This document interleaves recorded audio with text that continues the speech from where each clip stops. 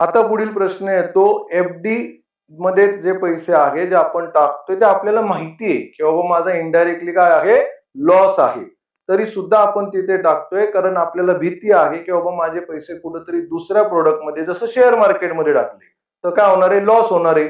मग बरेच स्टुडंट असं विचारतात, सर शेअर मार्केट रिस्की आहे का सेफ आहे? तर या प्रश्नाचं काही स्टँडर्ड उत्तर नाहीये.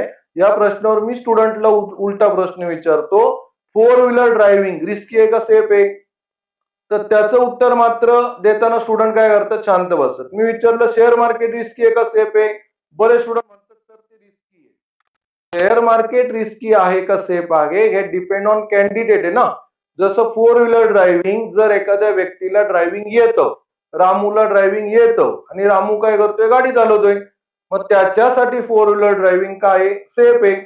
श्यामूला गाडी येत नाहीये, अहो श्यामूला गाडी येत नाहीये तर तुम्ही फोर्सफुली त्याला फोर्स करून गाडीमध्ये बसवलं आणि म्हटलं जा इथून गाडी 5-10 किलोमीटर घेऊन जा, तर हीच ऍक्टिव्हिटी त्यासाठी काय होणार आहे, रिस्की होणार आहे. तर ऍक्टिव्हिटी जसं मॅटर करत नाही, रिस्की आहे का सेफ आहे ते ड्रायव्हरवर डिपेंड आहे, तसं शेअर मार्केट सुद्धा रिस्की पण नाहीये आणि सेफ पण नाहीये.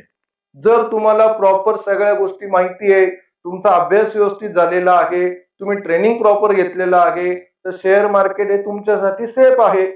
पण जर तुम्ही अभ्यासच केलेला नाहीये, ट्रेनिंग घेतलेलं नाहीये, सेटअप बनवलेले नाहीये, डिपेंड राहून काम करताय, तर मात्र शेअर मार्केट मित्रांनो तुमच्यासाठी अतिशय रिस्की पार्ट ठरू शकतो.